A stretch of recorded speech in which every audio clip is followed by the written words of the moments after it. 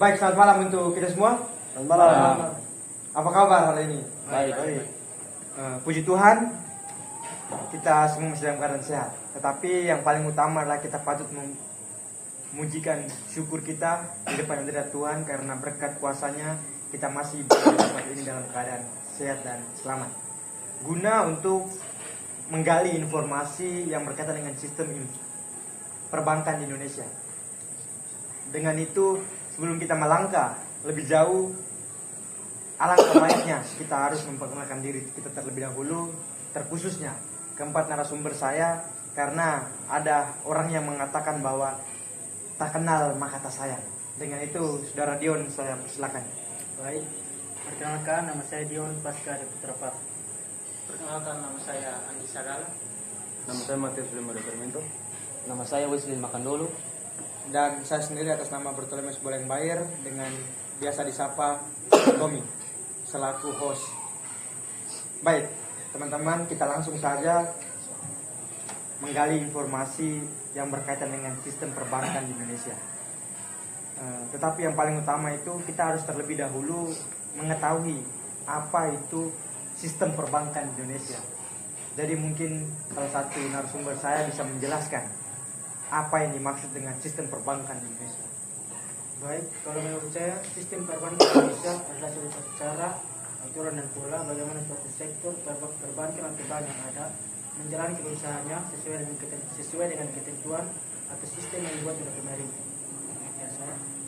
Baik, terima kasih Saudara Dion. Di mana Saudara Dion sudah menjelaskan bagaimana sistem perbankan itu adalah suatu tata cara atau aturan.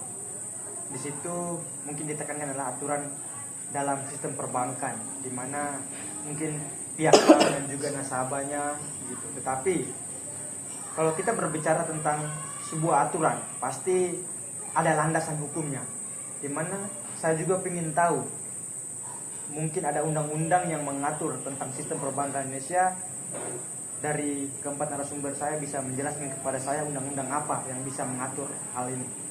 Baik, saya akan menjelaskan sedikit mengenai undang-undang yang mengatur sistem perbankan Indonesia, yaitu Undang-Undang Nomor 7 Tahun 1992 tentang perbankan sebagaimana diubah menjadi Undang-Undang Nomor 10 Tahun 1998. Baik, itu menurut saya.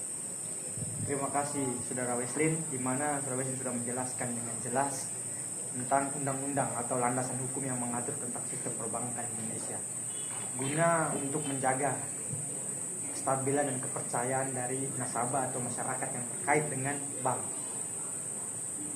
Tentu di dalam sistem perbankan juga pasti memiliki jenis-jenis kebijakan moneter, dan itu saya juga ingin tahu jenis-jenis apa saja yang ada di dalam kebijakan moneter itu. Jenis kebijakan moneter pertama, kebijakan moneter ekspansif, kontraktif, kebijakan diskonto, operasi pasar terbuka, kebijakan rasio cadangan wajib, penentuan acuan, dan yang terakhir acuan murah. Baik, mungkin dari saya seperti itu, mungkin ada tambahan. Terima kasih Saudara Tio, cukup jelas. Ada berbagai macam kebijakan moneter yang diatur dalam sistem perbankan Indonesia. Saya juga ingin tahu, karena kita sama-sama mengetahui bahwa di era globalisasi ini banyak sekali yang dikatakan bahwa setan-setan teknologi. Setan teknologi itu seperti para hacker-hacker yang hebat. Tentu di era globalisasi ini apa saja tantangan atau hal yang harus dijaga oleh sistem perbankan Indonesia di era globalisasi ini? Baik, Saya ingin tahu. di sini saya akan menjelaskan tentang sistem perbankan Indonesia yang non digital. Yang pertama itu adalah risiko penyalahgunaan data pribadi. Yang kedua adalah bocornya data nasabah. Yang keempat, hilangnya kepercayaan masyarakat. Dan yang kelima ialah kesatuan organisasi.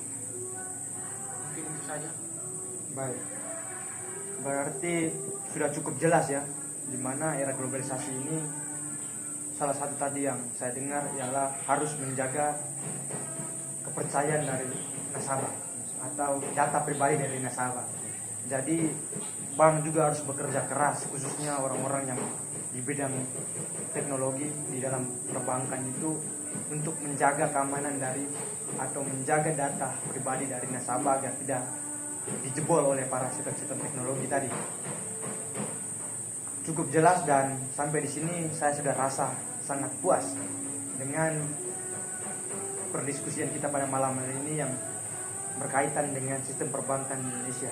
Tetapi saya sedikit menarik kesimpulan di mana sistem perbankan Indonesia merupakan salah satu sektor penting dalam perekonomian nasional yang dikelola oleh lembaga pemerintahan atau lembaga keuangan termasuk Bank Umum, Bank Syariah, dan lembaga pembiayaan Bank Indonesia. Mungkin kesimpulan yang saya tarik seperti itu. Dan juga saya sekali lagi mengucapkan limpah terima kasih kepada keempat narasumber saya karena telah hadir di tempat ini, membuang berbagai banyak kesibukan untuk hadir di tempat ini guna untuk kita sama-sama membincangkan yang berkaitan dengan sistem perbankan di Indonesia.